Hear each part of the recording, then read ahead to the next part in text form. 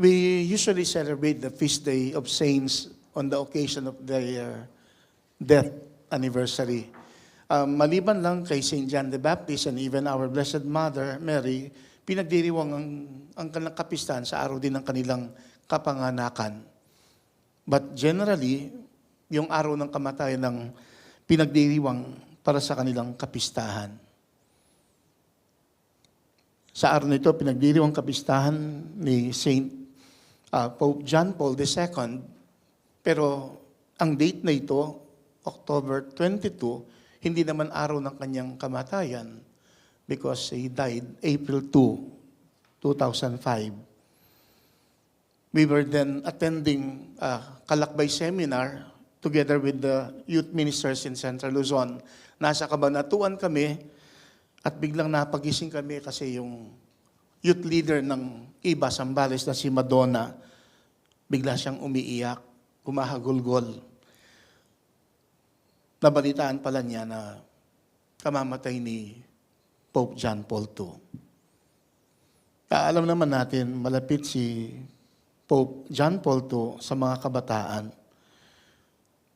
Incidentally, I had my first encounter with Pope John Paul II in attending World Youth Day in Manila, 1995. I was then a seminarian. And then after 10 years, because I was assigned as director of the Archdiocese Commission Youth Ministry, I was able to attend the World Youth Day in Cologne, Germany in 2005. Pero si Benedict XVI na ang Papa noon. But I was then blessed in a way, ang exit point namin ay sa Rome at nakabisita sa Vatican, nakabisita sa puntod ni Pope John Paul II.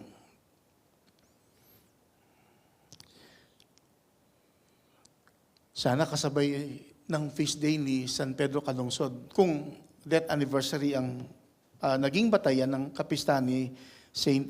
Pope John Paul II, April 2. Pero di ba't kahapon, for the first time, pinagdiwang natin ang kapistahan ni San Pedro Calungsod, the second Filipino saint. Kasi last year, nilipat ng CBCP ang April 2 na death anniversary ni San Pedro Calungsod.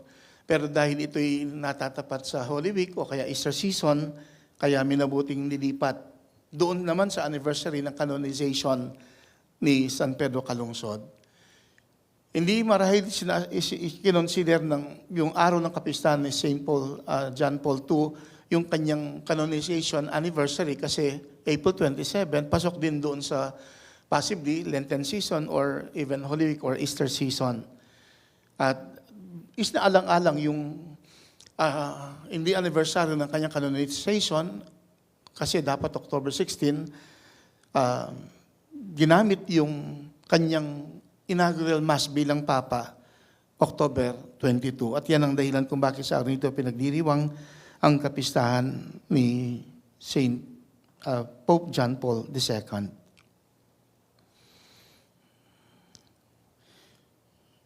Merong isang pahayag si Pope John Paul II na nagsasabing, I plead with you, never ever give up on hope, never doubt, never tire, and never become discouraged. Be not afraid. Bilang isang kabataan na nakaten ng World Youth Day sa Manila in 1995, ito din naman ang binigyang diin ng Santo Papa Juan Pablo II sa kanyang mensahe. Paanyaya niya sa mga kabataan, be not afraid. Maaring sa buhay maraming bagay na pwedeng magdulot sa atin ng takot. Takot na baka di natin magampanan ang ating misyon na dapat gampanan. Kung kaya't makamit naman natin ang pagpapalang kaloob ng Diyos nang sa gayoy maisantabi ang takot at patuloy na magsikap na maisakatuparan natin ang kagustuhan ng Diyos sa kanyang misyon na ating ginagampanan sa buhay. Heto't pinaalalahanan ni Jesus ang kanyang mga alagad sa Ebanghelyo Be sure of this, if the master of the house had known the hour when the thief was coming, he would not have let his house be broken into.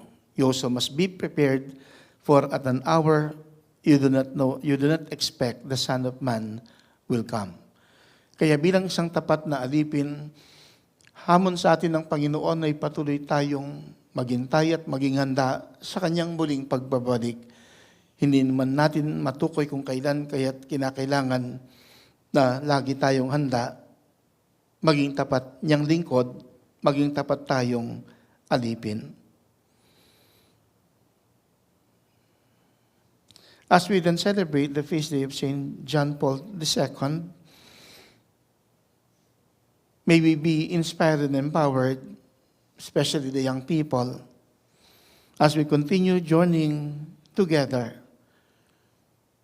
And as a baptized Christians, Jesus is reminding us, more so challenging us, fulfill our mission and strive to remain faithful.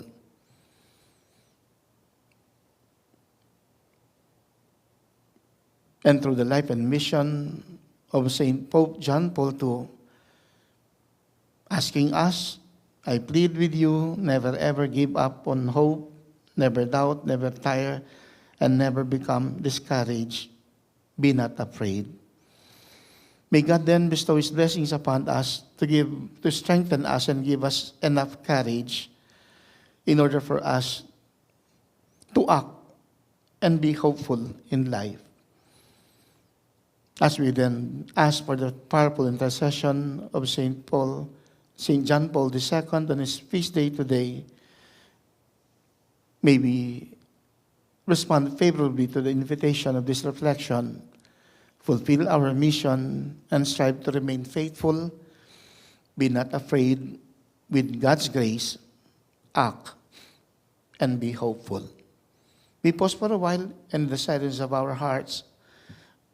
May God, through His love and mercy, once again pour out His blessings upon us, and through the powerful intercession of St. John Paul II, will receive God's blessings in order for us to be strengthened and be given that wonderful opportunity to fulfill our mission as we strive to remain God's faithful servants. This celebration then is challenging us, fulfill our mission and strive to remain faithful, be not afraid, with God's grace, act, and be hopeful. Saint Pope John Paul II, pray for us.